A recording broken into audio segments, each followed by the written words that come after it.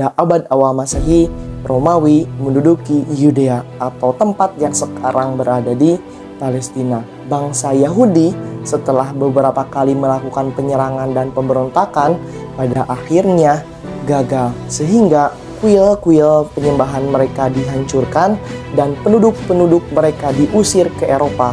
Di Eropa mereka disebut dengan Yahudi karena menganut agama Judaisme. Menurut paham Yahudi, Mesias atau juru selamat akan kembali membawa mereka ke tanah yang dijanjikan, yaitu Eretz Yisrael atau Zion yang sekarang berada di Palestina. Seperti halnya paham-paham dan doktrin-doktrin lainnya di Eropa, filosofi ini ditentang habis-habisan. Bagaimanakah nasib mereka? Pastikanlah nonton video ini sampai habis.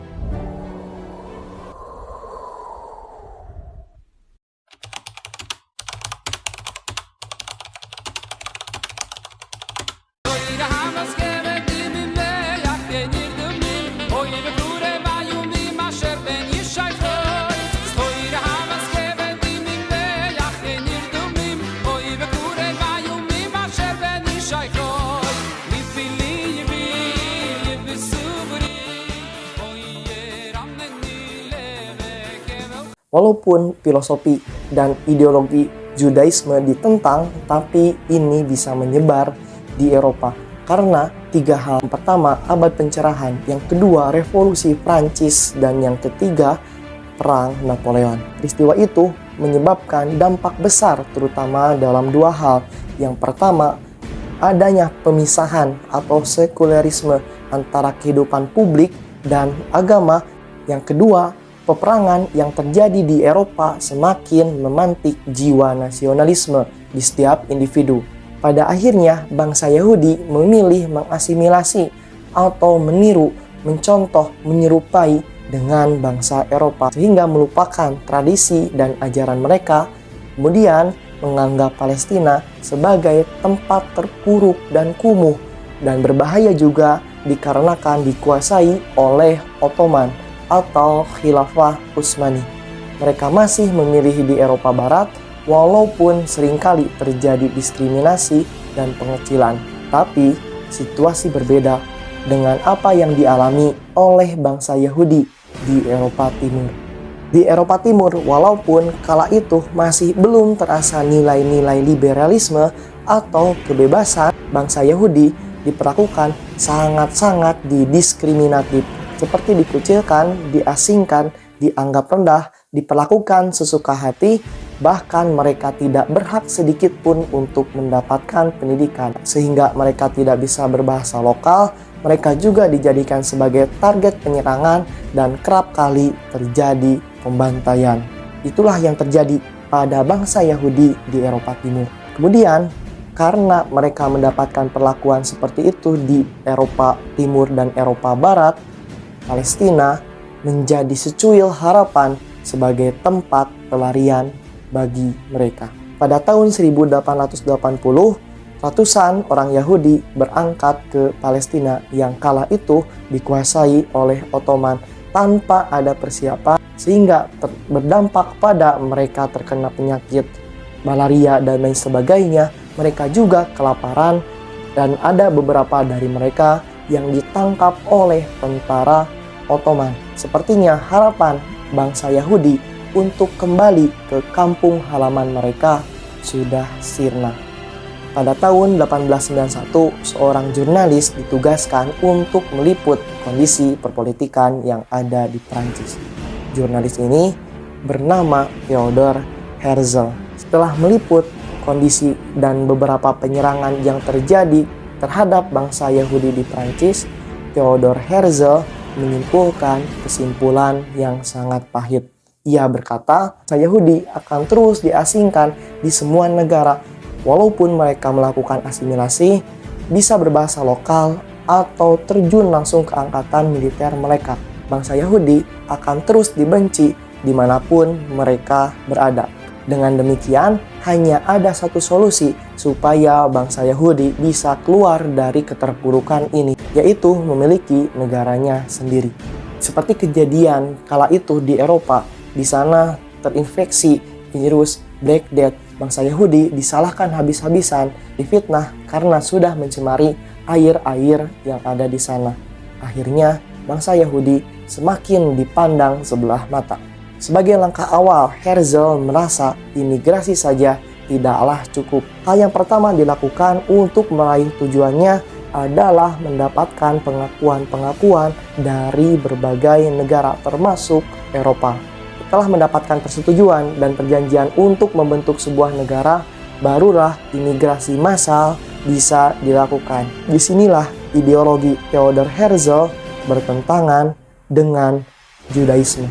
Apabila Judaisme menjadikan agama dengan berlandaskan keselamatan yang akan dibawa oleh Mesias kelak, ideologi Theodor Herzl berlandaskan jiwa nasionalisme dari bangsa Yahudi sendiri. Herzl merasa bangsa Yahudi tidak bisa lagi menunggu lama dan harus dengan segera mengambil alih Palestina.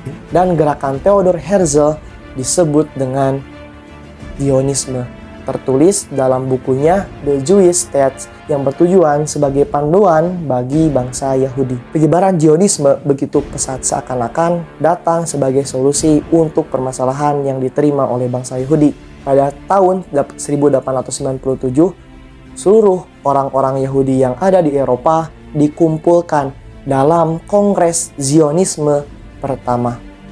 Walaupun terjadi pro dan kontra, karena menurut sebagian orang Yahudi, ideologi Herzl sangat bertentangan dengan apa yang terdapat dalam kitab mereka. Menurut mereka, Mesiaslah yang akan menjadi juru selamat dan membawa mereka kembali ke tanah yang dijanjikan, dan mereka adalah bangsa pilihan. Tapi walaupun begitu, Theodor Herzl tidak menyerah. Ia mendekati petinggi-petinggi Jerman untuk melobinya kepada pemerintahan Ottoman kala itu untuk meminta sepetak tanah yang ada di Palestina dan menjanjikan akan diberikan berupa uang dan upeti kepada pihak Ottoman itu sendiri. Karena Ottoman kala itu lagi mengalami krisis ekonomi. Kemudian apa jawaban Abdul Hamid dalam penawaran tersebut? Muradınızı derhal söyleyiniz.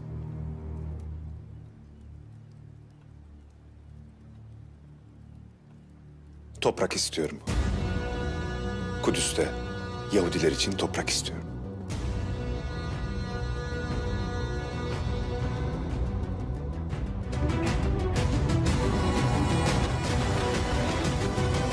Onlara Filistin'de toprak verin. Bir yurtları olsun. Malumunuz, maddi olarak oldukça güçlü Yahudiler var. Bu iyiliğiniz karşılıksız bırakılmaz. Osmanlı'nın Avrupa'da biriken bütün borçlarını kapatabiliriz. Sizden tek isteğim Kudüs'ten bir avuç toprak satmanız. Ben bir karış dahi olsa toprak satmam. Zira bu vatan bana değil, milletime aittir. Milletim bu toprakları kanlarıyla mahsuldar kıldılar. O bizden uzaklaşıp ayrılmadan biz tekrar kanlarımızla örteriz. Benim Suriye ve Filistin alaylarımın askerleri Plevne'de birer birer şehit düşmüşlerdir. Bir tanesi bile geri dönmemek üzere hepsi muharebe meydanını kanlarıyla sulamışlardır. Devlet-i Aliye bana ait değildir, milletimindir. Ben onun bir parçasını bile veremem. Ben canlı bir beden üzerinde ameliyat yapılmasına müsaade etmem. Kudüs'te bir Siyonist devlet kurulmasına izin vermem.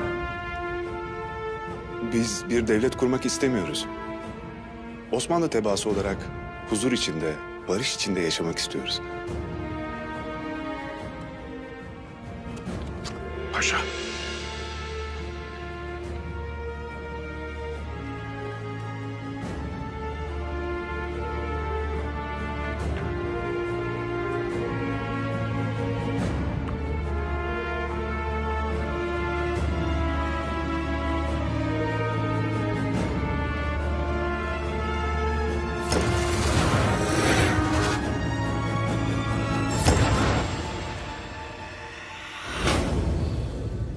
ortadaki Davut yıldızı.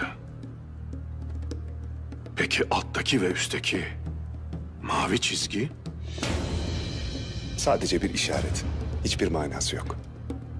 Manasını unuttuysanız hatırlatayım Bay Herzl. Nil ve Fırat arası. Siz bu bayrağı çizerek emelinizin arz-ı mevut olduğunu ilan ettiniz. Nil ile Fırat arasında bir Siyonist devlet kurmak istediğinizi haykırdınız. İşte ben de haykırıyorum. Ben yaşadığım sürece böyle bir devlet kurulmayacak. Buna mani olacağım. Yıkıl!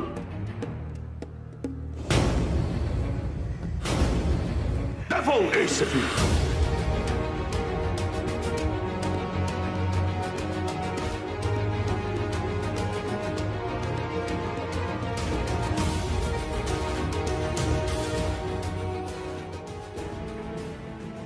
Sontak Theodor Herzl ketakutan dan mengurungkan niat karena penegasan yang dilakukan oleh Sultan Abdul Hamid II. Theodor Herzl tidak menyerah lagi dan mendekati musuh Ottoman yaitu Rusia dan Inggris, dan gagal ketika melobi tanah yang ada di Palestina, dan ia berhasil melobi Inggris ditawari tanah yang ada di Uganda atau Afrika Utara. Tapi pastilah jawaban dari Theodor Herzl menolak karena ia menginginkan tanah yang ada di Palestina. 3 Juni 1904, Theodor Herzl meninggal dunia tanpa sempat merasakan apa yang sudah diperjuangkannya. Pada tahun 1914, Zionis dilema karena Ottoman bergabung bersama Jerman dalam Perang Dunia Pertama untuk melawan sekutunya Inggris. Perang ini menyebabkan Zionis dibagi 2 kubu-kubu. Yang pertama, orang Yahudi yang tinggal di Palestina menjadikan Ottoman sebagai harapannya untuk menang. Kubu yang kedua, bangsa Yahudi yang masih tinggal di negara Eropa menjadikan Ottoman sebagai ancaman dan berharap Inggris bisa menang di dalam Perang Dunia Pertama. Salah satu orang Yahudi yang mendukung Inggris adalah Chaim Weizmann. Dia melobi Menteri Luar Negeri Inggris, Lord Arthur Balfour, untuk memberikan sepetak tanah yang ada di Palestina. 4 tahun kemudian, lebih tepatnya tahun 1918, Inggris berhasil mengalahkan Ottoman. Dan sebagai konsekuensi akibat kekalahan Ottoman dari Inggris, Palestina dikuasai secara penuh oleh bangsa Inggris. Ternyata tidak sesuai dengan ekspektasi dan apa yang disepakati antara Yahudi dan Inggris, membuat kebijakan-kebijakan yang seakan-akan mengingkari perjanjian di antara mereka. Tahun 1921, Inggris membuat kerajaan di Palestina yang bernama Transjordan yang bukan untuk Yahudi. Ternyata kebijakan ini memantik jiwa nasionalisme dari bangsa Arab untuk memberontak, dan Yahudi semakin tidak percaya kepada Inggris dan membenci bangsa Arab. Konflik baru muncul, perselisihan antara Arab dan Yahudi di Palestina. Mereka saling menyerang satu sama lain. Bahkan sampai seorang ekstremis Yahudi yang bernama Vladimir Jabotinsky membuat militer Yahudi yang bernama Haganah. Jabotinsky sangat percaya bahwa Yahudi tidak boleh menerima negara-negara Arab karena sudah tersebar banyak di Timur Tengah, dan tidak boleh mempercayai juga Inggris dan bangsa manapun. Kemudian banyak pula orang Yahudi datang dari Eropa ikut berpartisipasi dalam peperangan tersebut sehingga kondisi situasi semakin memanas. Pada tahun 1939, Inggris kewalahan dikarenakan konflik Arab, Yahudi, dan Inggris, dan dikarenakan juga capek akibat Perang Dunia Pertama. Akhirnya Inggris menghentikan migrasi Yahudi ke Palestina. Hanya saja selang beberapa tahun kemudian, lebih tepatnya ketika Jerman dikuasai oleh om-om kumis yang bernama Adolf Hitler dengan partai Nazinya, berambisi untuk memusnahkan bangsa Yahudi yang ada di Eropa, dibuatlah agenda Holocaust. Kala itu hampir membunuh 11-70 juta orang Yahudi. Setelah peristiwa ini akan berdampak dan menyebabkan Pandangan ekstrim dari Vladimir Jabotinsky diterima oleh bangsa Yahudi manapun, termasuk bangsa Yahudi yang ingin berdampingan dengan bangsa Arab, akhirnya terkontaminasi karena peristiwa Holocaust dan peristiwa-peristiwa yang lainnya. Akhirnya bangsa Yahudi bersatu untuk satu tujuan, yaitu memiliki negaranya sendiri dan membenci seluruh negara tidak menerima alasan apapun. Kelompok teror Yahudi mulai terbentuk seperti Ligun dan Lehi untuk menyerang bahkan membunuh dari tentara dan prajurit Inggris yang mencoba menghambat imigrasi mereka ke Palestina.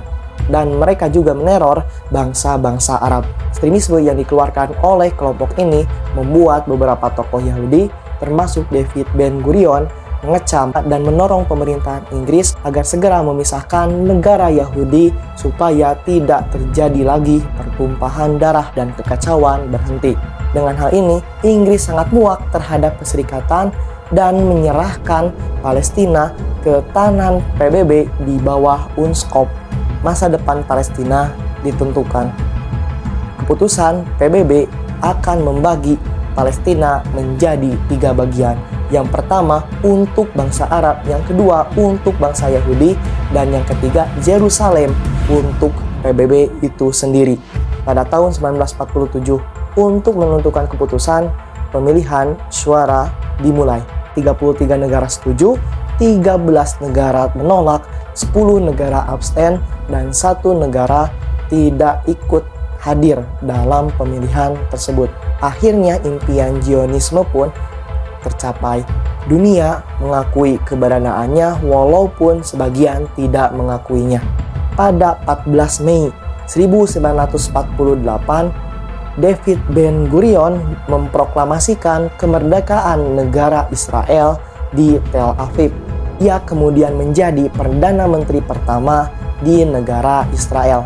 Pada 15 Mei 1948, Inggris meninggalkan Israel. Selang beberapa jam kemudian, Irak, Mesir, Suriah, dan Jordania menyerang Israel. Perang pun dimulai. Prince Faisal of Saudi Arabia headed the Arab countries' opposition. The Jewish state will include the ports of Haifa and Tel Aviv and the whole of the Negev Valley. The Arab will occupy the fertile eastern part. Jerusalem will come under United Nations trusteeship. First reaction from the Jews was one of joy. Crowds gathered in the streets and greeted the birth of their state with traditional dances. Britain's civic administration is expected to withdraw by May. Jews and Arabs will then govern themselves. Arab opposition to the partition scheme has been violent. The call for a holy war against the Jews went out from Cairo. A 3-day general strike coincided with an intensive recruiting campaign.